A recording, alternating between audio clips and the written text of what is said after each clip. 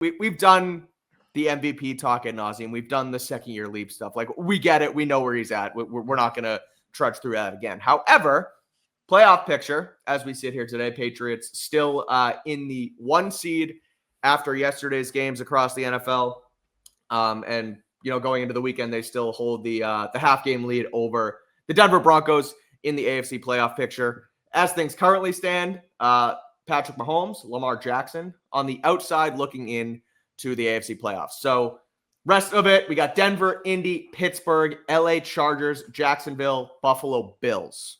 Where does Drake Maye rank among those quarterbacks for these starters if the season ended today and this was your postseason bracket? I think he's the best. Josh Allen? Now, I think obviously Josh Allen will always have something to say, but I think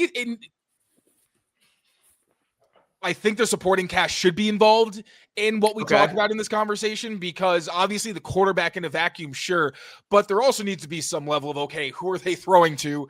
Can they play to the level that you expect of them? Because it doesn't really matter that Patrick Mahomes is the best quarterback in the NFL right now, period. If everybody has an equal team, it matters what exactly he's doing with the situation he's been given. And I think Drake Maye, if he gets Will Campbell back, if he gets Jared Wilson back, and they aren't significant downgrades from what they were before they got injured, I think that's fair to say. Now, Bo Nix is also playing some good football, not to Drake's level. I think he's at least somebody that you do need to respect.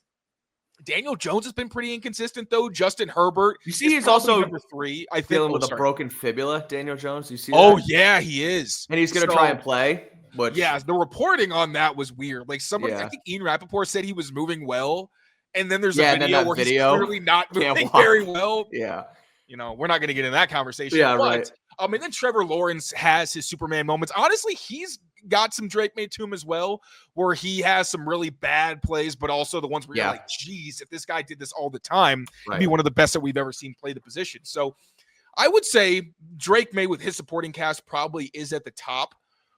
Maybe Justin Herbert is number 2.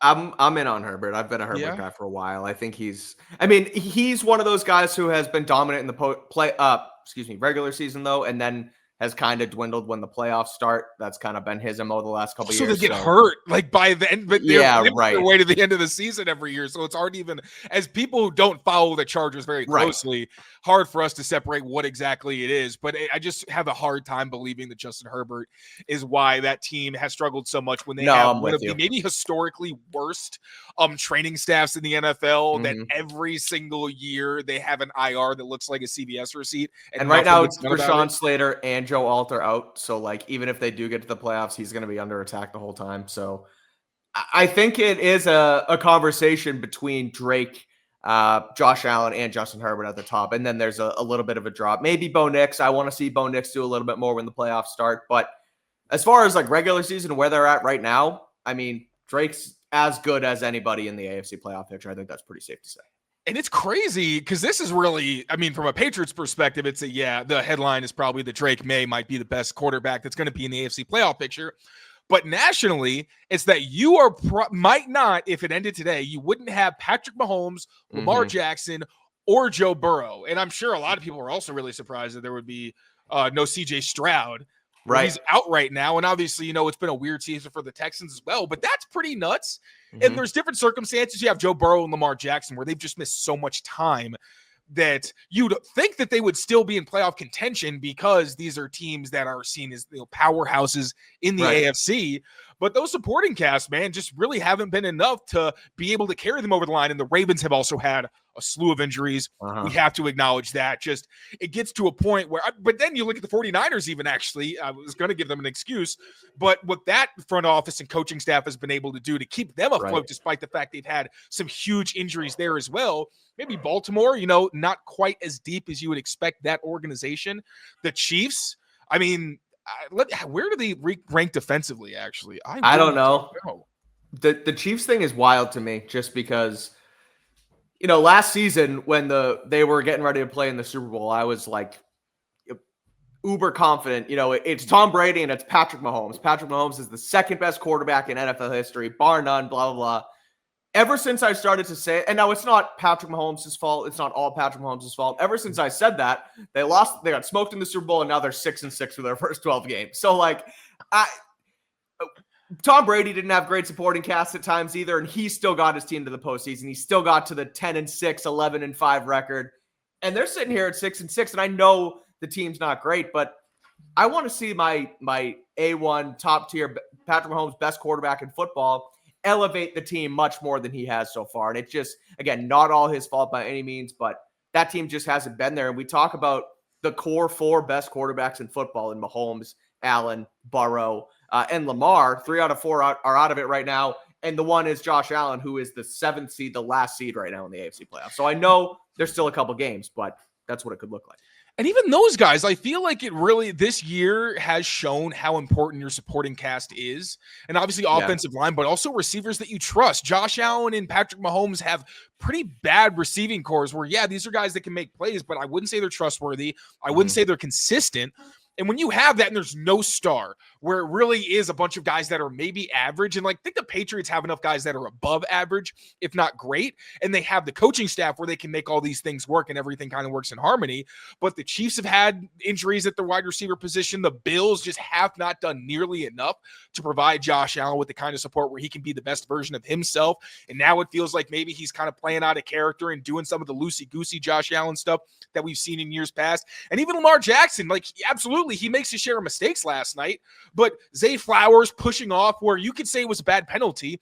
I don't think he needed to push off. He straightened his arm. He created more distance by doing what he did. And Isaiah Likely trying to put the ball out when all he had to do was run into the end zone and gets punched out. And it feels like every time the Ravens are in the playoffs, their supporting cast just does dumb stuff and they hurt themselves and kind of just take their legs out from under them.